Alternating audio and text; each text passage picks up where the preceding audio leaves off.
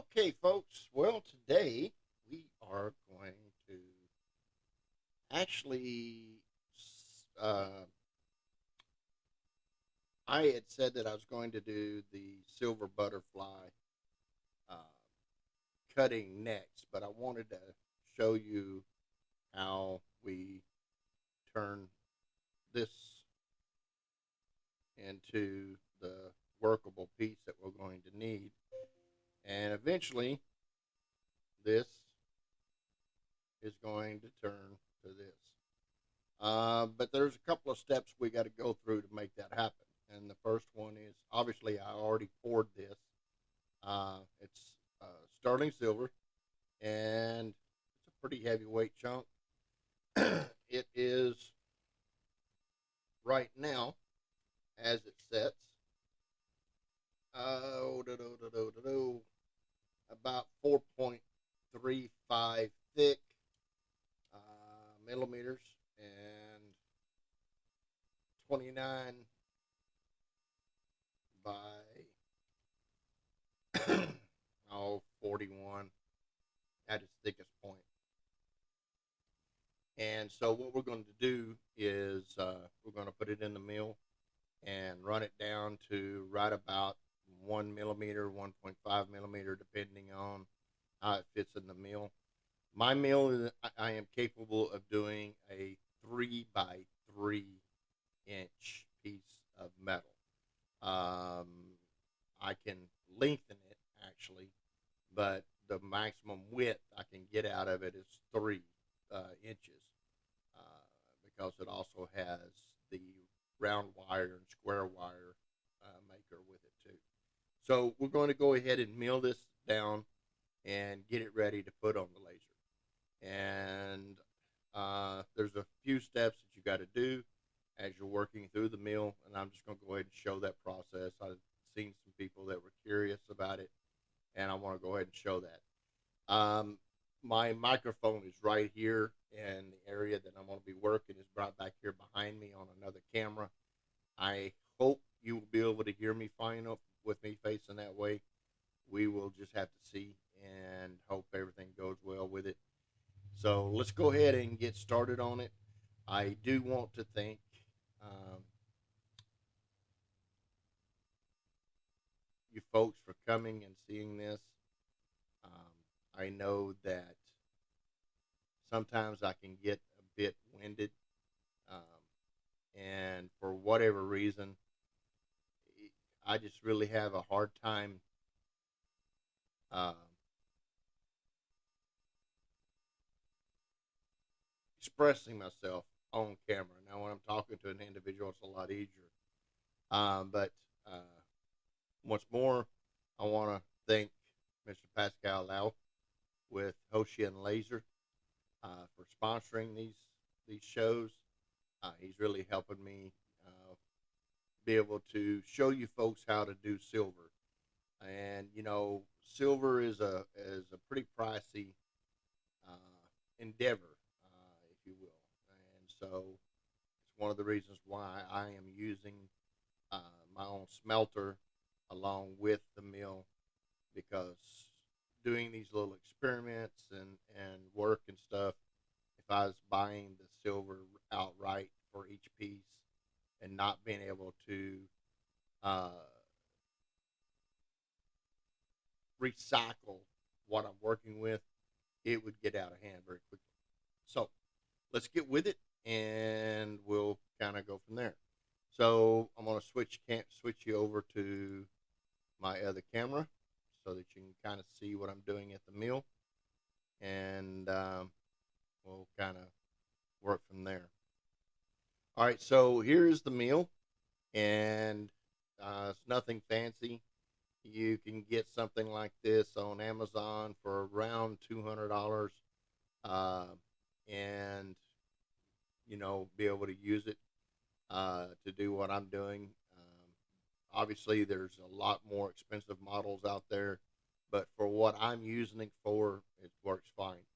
I'll show you a few other things that's on this table when we get to it. Let's get on to it.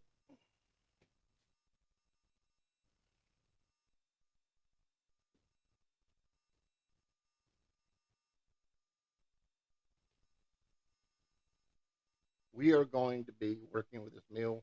Unfortunately, the sound really messed up on me, and so I'm going to go ahead and narrate through here. What I'm doing right now is what you call a false press. Essentially, what you're doing is you're backing up the wheels all the way to the height of the metal itself, and you're just rolling it through. There's no pressure there. That sets you up where you can actually start.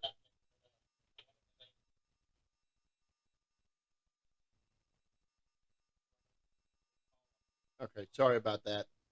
All right, so now this is the pickling pot, and the pickling pot is you can use citric acid or, and you'll see there where there's some scale and everything on the piece. You want to make sure to get that scale off of there. Otherwise, when you start running it in the mill, it's going to press that scale into the metal and cause a problem. The pickling pot that I have here is just a little crock pot. I've got it set to warm because the pickle works much better. And just kind of let it squish around in there and start pulling that uh, corrosion off of there. Uh, you don't want to fold that corrosion into the metal.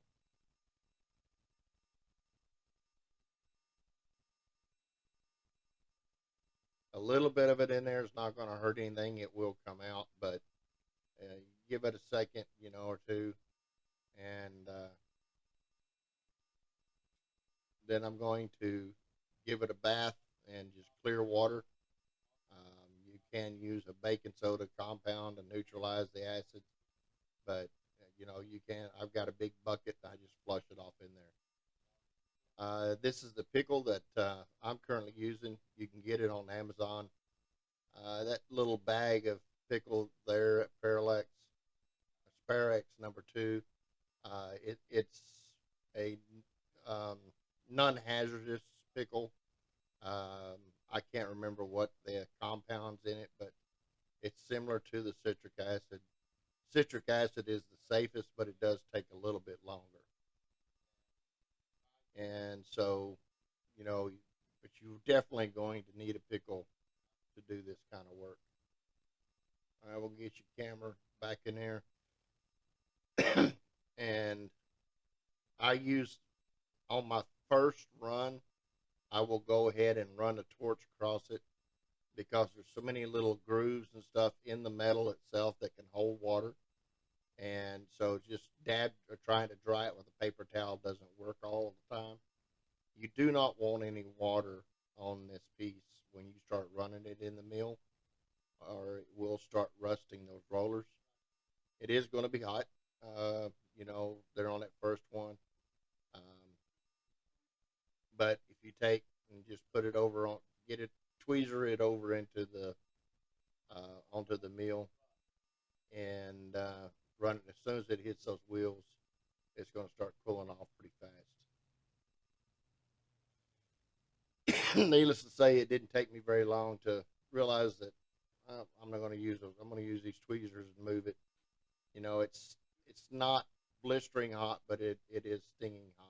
So you're going to want to run this mill slowly, about a quarter of a turn, eighth of a turn. Um, at a time, you'll notice I backed up a little bit because I actually had it a little too far. And don't get too aggressive with your metal. All right, don't try to go too far into those turns because if you start pressing too hard, then you're going to wind up getting yourself in a bind. You'll have to back out of it, and when you do that, it makes it to where the uh, the piece isn't going to press out right. It's going to have that different squeeze in it or whatever. So just take your time and run it through. Just remember that as you run it through, you're going to be fine. What I'm showing here too is that you keep turning the piece. I want to get it at least 3 inches wide to give me enough room to run my butterfly. And so I'll keep running it through on the wide side and try to get it extended out to where, or the narrow side, I should say. I'm sorry. Uh, get it where it's at 3 inches, and you can tell already just in those 3, 4 turns, it's already starting to harden up.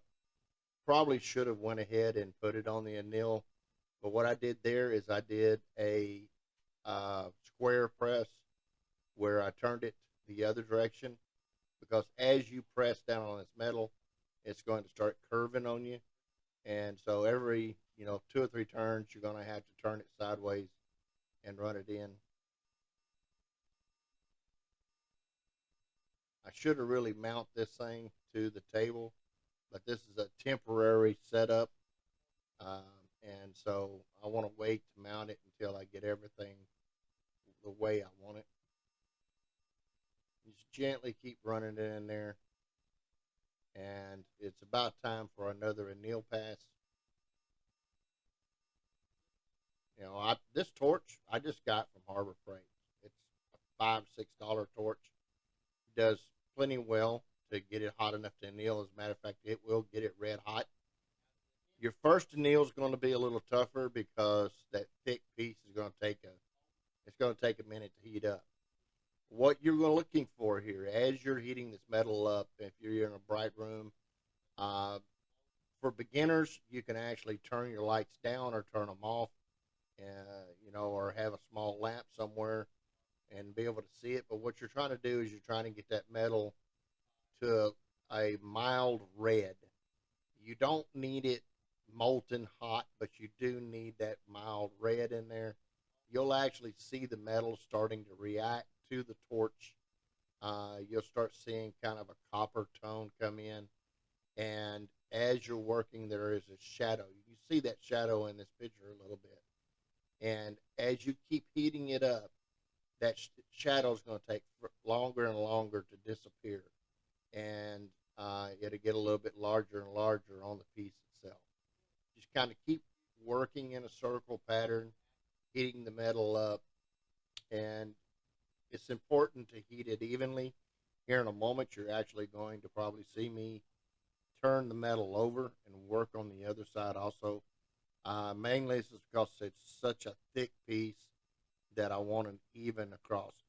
What you're doing when you're annealing is you're loosening the molecules up in this metal, okay? Right now they're real tight. They've been packed in real tight, and it's like you flexing your muscles. Your muscle When you flex your muscles and you get them tighten them up, uh, it's really hard to move. Well, in the same way, you're loosening this up so that you're opening the metal up inside, opening the pores up, however you want to say it, but you're spreading the molecules apart. So here I'm going to flip it over and go ahead and hit this other side. Now, you don't necessarily have to do this, but I like to do it. It just seems to me to make a difference. Um, we're going to get to here just pretty quick, where I'll go ahead and shut the torch off. And now I'm going to give it a minute or two.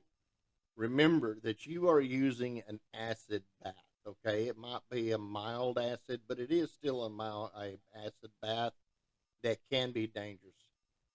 So you're going to want to make sure to let that metal cool off some so that it doesn't make the bath splatter up and sputter and all that stuff as you would in dropping, hot metal into water. So just give it a minute, let it cool off, and even put it down on the table or somewhere where there's a cooler point, and just kind of let it sit there and cool off some, and you can uh, be able to set it in there. You don't have to wait a huge amount of time. A little bit of heat on the metal actually helps it throw the scale off, and makes the acid bath work faster. And I have a little basket in my bath. One of the hardest things you can do is to drop that down in the bottom and then try to tweezer it out. Speaking about tweezers, and then I actually mentioned this a little bit later in this video, but I have the stainless steel tweezers because I couldn't find my wooden ones.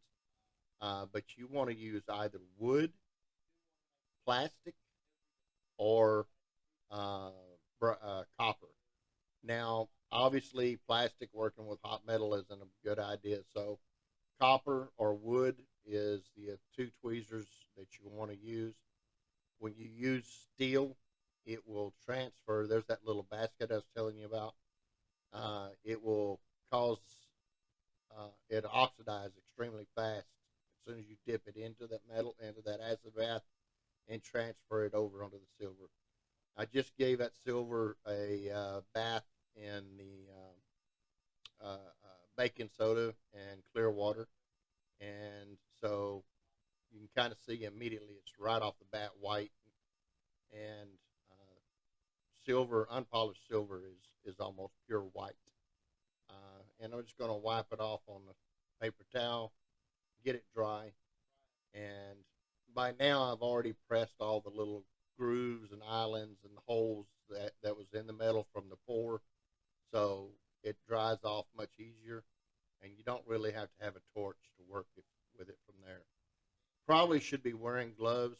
You're using an acid, and I'm describing there where I want to be able to spread that wider and keep widening it out. So we're going to run through the mill again. I apologize for not turning the camera. I forgot about it, but it's essentially the same thing. We're just taking and constantly working this piece out to the thick or to the width and length that we want. And it's just common sense.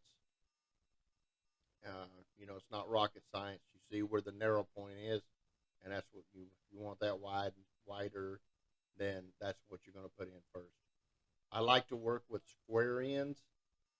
So usually there's at least one part of the metal that's going to be squared out, and you put those in first. If you're having trouble getting it started, you can use, like for example, if you've turned it so many times where you got a big curve in it, and you see there's a curve there. So this time I'm going to run it straight into it and flatten that curve back out. So about every 2 or 3 turns, you'll have to do this, especially if you're starting to get a little more aggressive. And you can get, a bite or two more aggressive on after that first anneal because it's going to be pretty soft. But you see immediately it's starting to harden up, and I think I actually took too much of a bite on that one. And so we just keep running it through. And whenever you're trying to straighten the metal back out, get a curve out, don't even turn your rollers down any. Just leave them setting at the same setting you had on the previous press, and just flatten it out with that. All right, so you can kind of see the curve in there, but it's already getting hard, so we're going to do another anneal. This is the process, folks. You cannot rush this. You can't skip a step. If you do not anneal every 3, 4, 5 turns, then what will happen is you'll start getting stress cracks on the outside edge, and it will actually grow larger and larger as you are pressing. And once a stress crack starts, it will not stop. So you do not want it to start cracking out on you. So always remember when it starts getting hard to go ahead and run it through the anneal process. Once again, as you watch, you can start seeing that shadow or the I don't know what you'd call it, that flare in the metal expand out as you're heating it up. And as you get it thinner, it's going to work a lot faster, but you're going to need to also work your torch across a little faster. And just kind of keep running through, keep your heat even all the way through the piece. Don't let it set in one spot. It will start warping the metal, and it can also affect the way the annealing process happens. You want an even anneal across the metal. Again, if you have, it's like a knife or anything else, you have one part that's too hard and another part that's too soft, they're not going to work with each other very well when you run them through the press. So just keep your even heat across there, And I believe in this second or third one here, I even turned the piece over. Still, it's still pretty thick.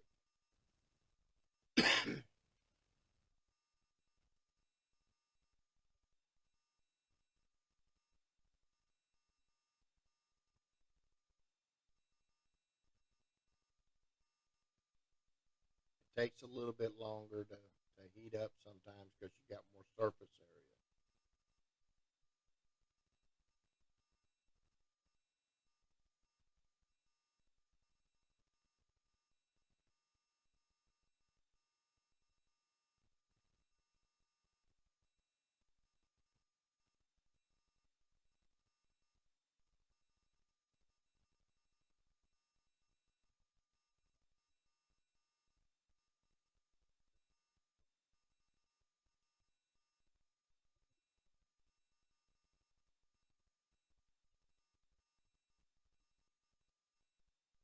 So right now we are just a little bit above 20 minutes working the press, and I'm letting it cool off here before I try to dip it in that pan. I'm going to put it down there on that cold table because it's thinner. That brick does hold a lot of heat. That is a fire brick, and so it will retain heat, which makes it easier to heat that piece up. And don't ever use a red brick or anything like that to do this process. They can shatter or even explode if there's water in there. So you're going to want to use a dry fire brick. You don't want any water or anything in there or high humidity on it. And there's where I was actually explaining about the tweezers, making sure that you use a wood or copper tweezers.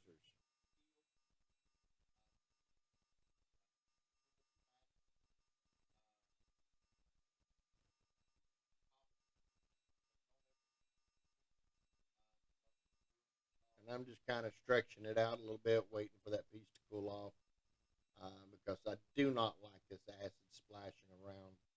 Um, I don't play with this stuff. It said even though it's a mild acid, it can hurt you if it gets in your eyes. So make sure you're wearing your safety glasses and just kind of be careful. All right, so we're going to run it back through the pickling compound and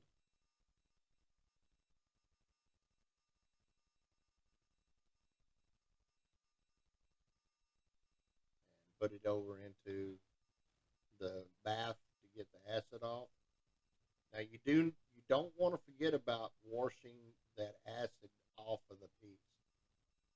Even if you dried it and then run it into there, that acid's still going to transfer over onto those wheels and cause them to rust real fast. These are not stainless wheels, folks.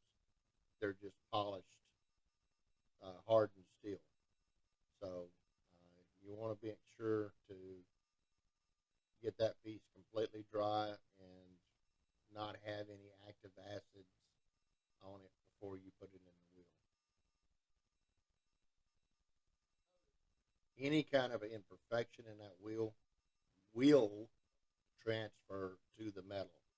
Even a little piece of plastic will actually leave a indention in the metal when you're rolling it. So you're going to want to make sure to keep those wheels clean, and you don't want them to have any rust or anything like that on them.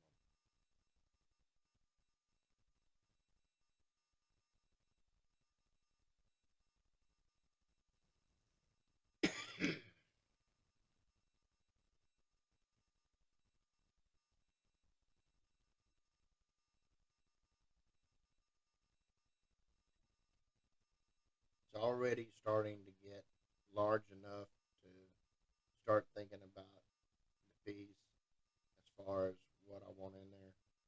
Um, it didn't catch on that bite. I had to turn it a little bit because of the curve of the metal itself. I needed to flatten it out.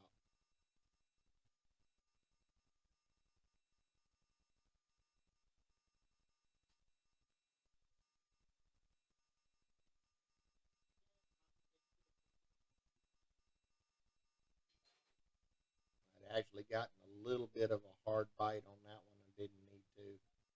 Again, if you try to get in too big of a hurry, you will crack that edge out. And once an edge gets cracked out, then you're going to be chasing that crack. And you don't want to do that.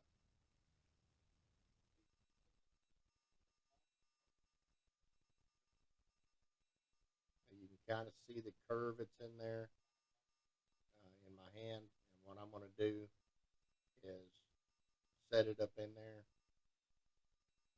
And I'm not even going to turn it down anymore. I'm running on the previous setting. I'm doing a dead roll. And basically what that does is straighten the piece back out. Did a little quarter turn and run it through the press. It's actually starting to harden up on me again. Just going to keep running through there. Just doing little small turns. Once it starts getting thinner, you need to go from a half. You need to stop trying to do a half and go to a quarter. If you start biting too hard, that edge is getting pretty fragile.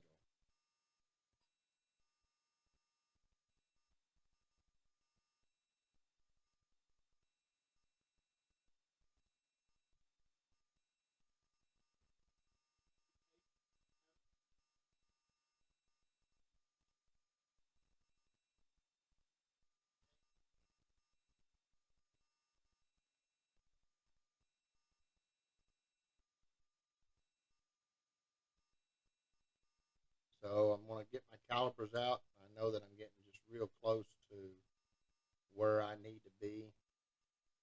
I'm going to run my calipers in. And you remember yesterday we did our prototype. So now I'm going to check that prototype against what I have pressed. It actually fits. And I'm going to check the thickness of the piece. Remember that if you get too much silver into this, then you're going to have to jack the price up on that pendant. And a nice thick pendant looks nice and is definitely doable, but I'm trying to stretch the silver out a little bit, and I'm at 1.5 right now, actually 1.75. So I'm going to go ahead and run it a couple more times. But here in a second, I am definitely going to have to do an anneal. It's getting too hard.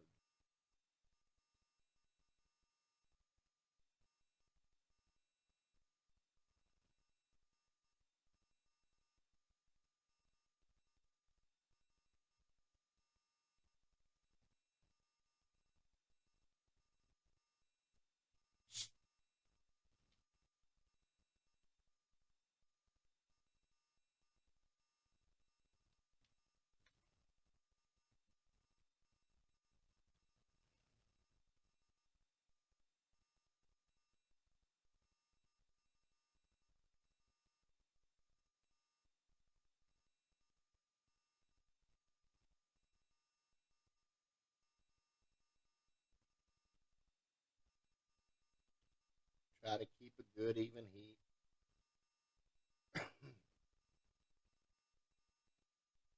These little torches are very economical. Um, you know, you might even be able to use them to do a solder. Um, I haven't tried it for that, but they do really well for this annealing process. And I have a bottle of butane for it, and I think I've only filled it up twice now. Um, so it goes a long ways, and works really well. So for $10, you don't have to go out there and buy one of those expensive torch kits to do this kind of work.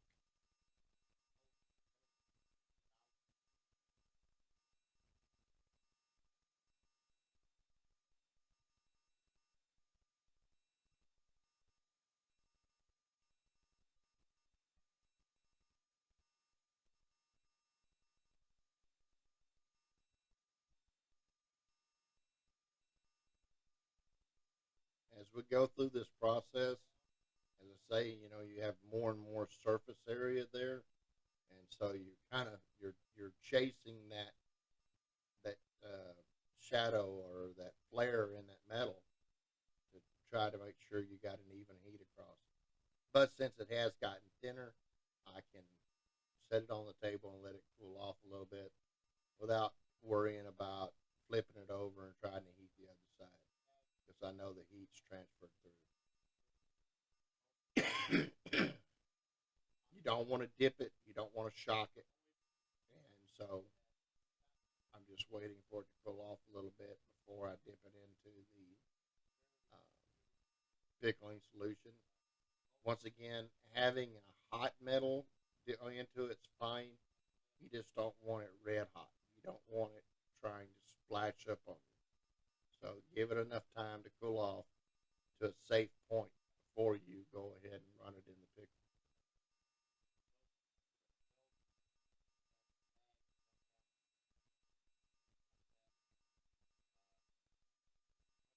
Now I know that this can kind of be boring, folks, but I really thought hard about how to do these videos.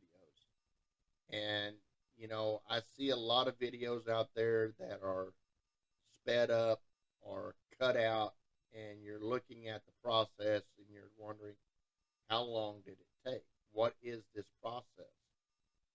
And you're never able really to tell until you get in there and do it yourself. And, halfway through the project, you realize, man, this just takes too much time. So I wanted people to actually see the full process. And the only way to do that is not to edit, this out. Um, so for those of you that are getting a little cross-eyed with me, I apologize. But I know that there's a lot of people out there too that can appreciate seeing the whole thing. You can always speed this up or jump around and catch the highlights yourself. All right, so I've got it thinned down. I'm getting pretty close here. And so what I'm doing now is I'm just doing some little short turns in it and just doing some final finishes. This is going to probably be, I believe this is the last press. Now, this last press is pretty important. You do not want to leave your piece annealed. You want it hardened. So what I'm doing now is actually purposely work hardening this piece.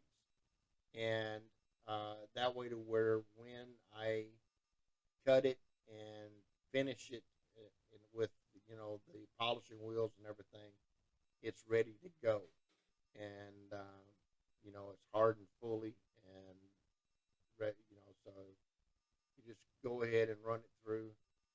Now it's getting really important also to turn your piece as you're working it to get it as flat as possible and work it. Make sure you keep those curves out of it. So every one or two turns, then you're going or presses, mills, whatever you want to call it. Then you're going to want to do a false turn, a dead turn. Where you're not actually squeezing it down anymore. All you're doing is straightening the piece up.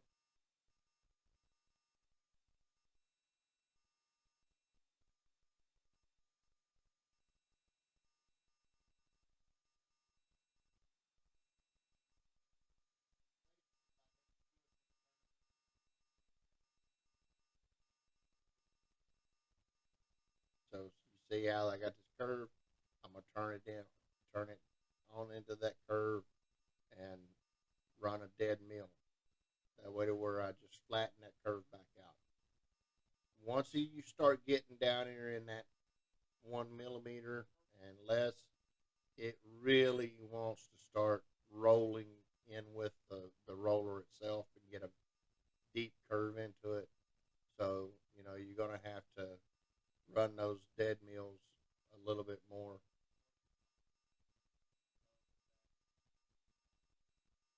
And it's just about right. So I'm going to run a few dead mills across there and do what I can to straighten that piece up.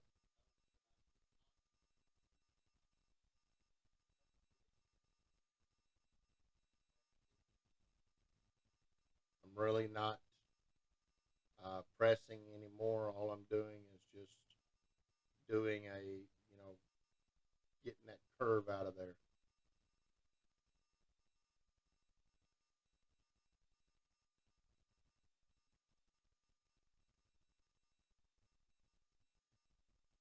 I'm kind of testing the flex in there, and I'm down to 1 millimeter right now. That's right there is 1 millimeter, which is a good, decent, for the pendant that I'm doing. That's a good size.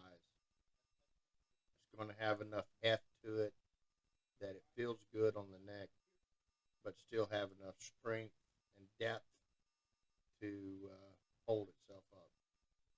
And so we're just fixing to transfer back over.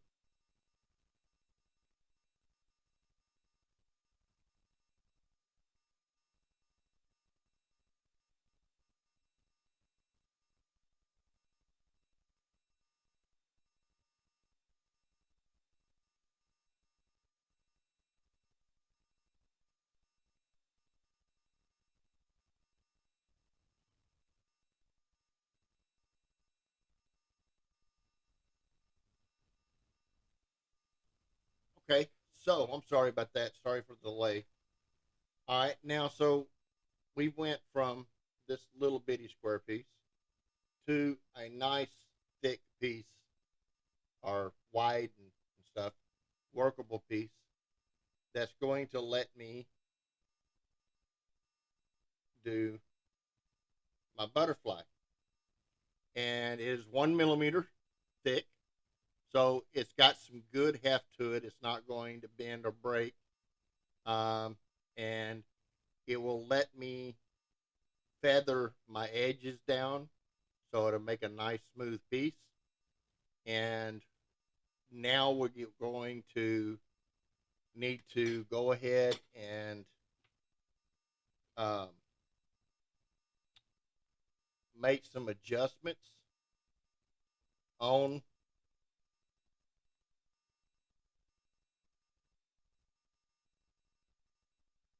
my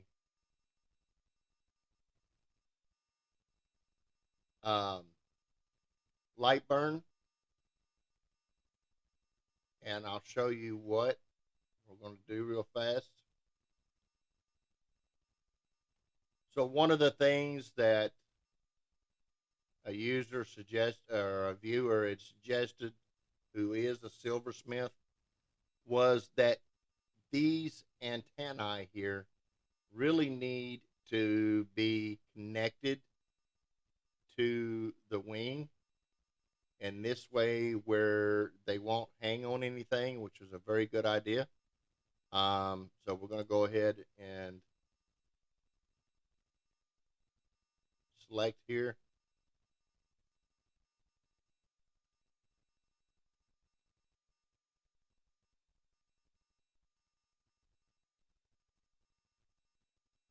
And we're going to turn this into here, and then we'll begin bringing this piece in. And don't panic none. We got plenty of workspace here.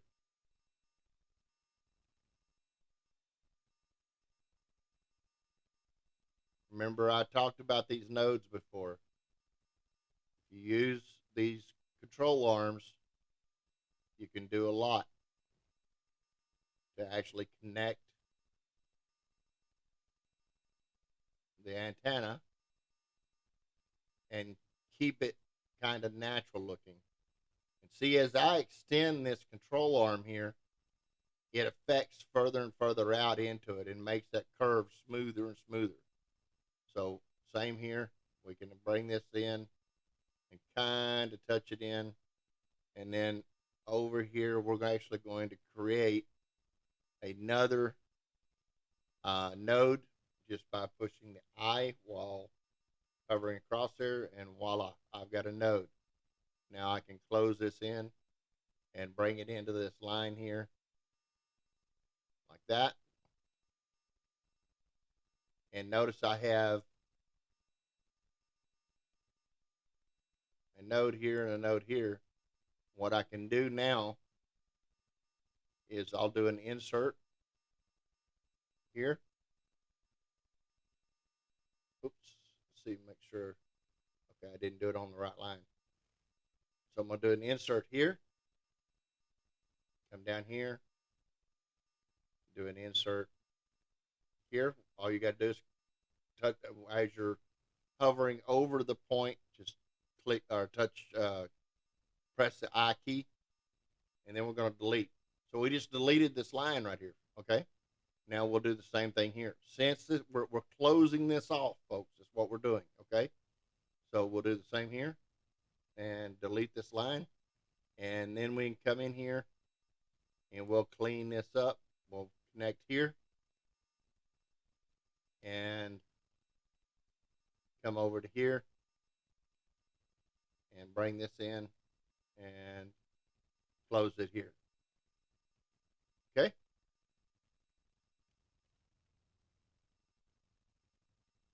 See, you can do the same over here.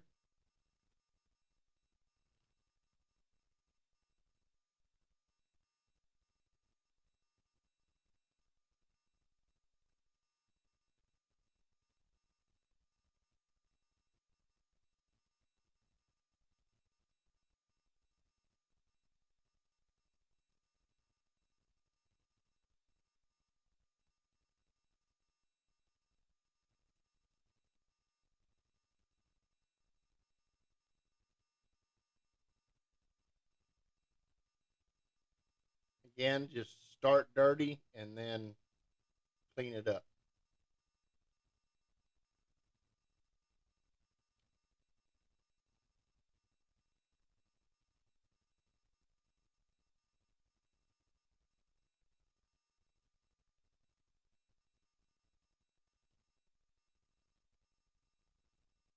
We don't want this sharp. We want it to kind of curve a little bit. We can bring this in a little bit. Good. Now this here we actually want to open up a little bit more. Remember yesterday when we talked about this, we want to make sure to keep these thick enough that when it cuts, it doesn't make them super thin. Because when you start working with the wobble, it's going to take part of this metal out. There we go. All right. Again, bring it in tight and hit delete on one of these. Oops. Control Z. I hit the wrong one.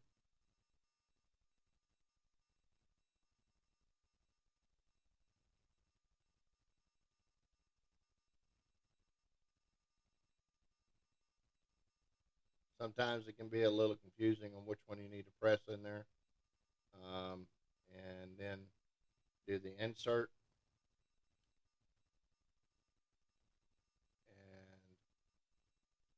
and insert. Now, if you're wondering what is what, if you hover over the top of the edit nodes, it will tell you which keys you use to make all of this happen. And we'll click D.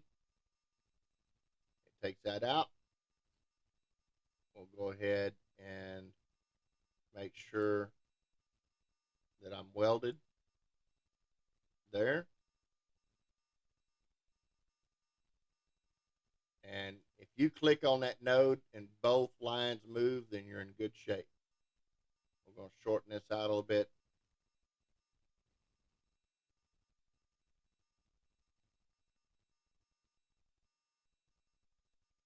See, I know I'm in good shape because both lines are moving with one single click. All right, now we can get out of the edit nodes.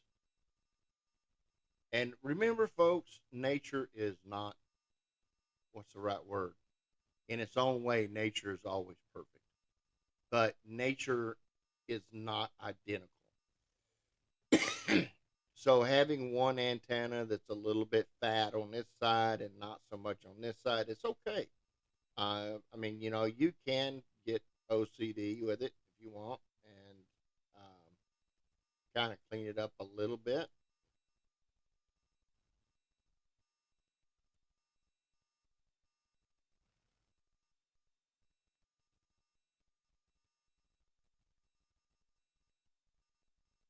Turn that control arm in a little bit. There we go. All right, so everything else was good with the butterfly. So this is a good point right here. All right. Now, for this particular video, this is where we're going to stop on this. I've shown you how to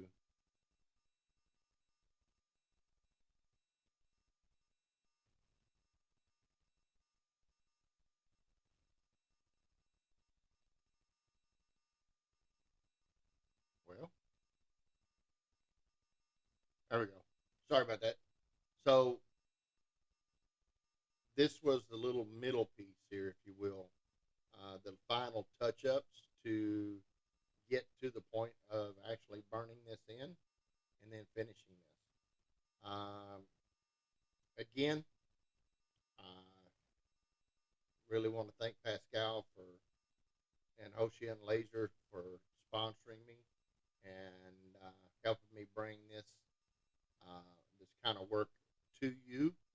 And I hope you enjoy it. Stay tuned for the next one where we will actually burn this piece and get it ready to put on a chain. Have a great day.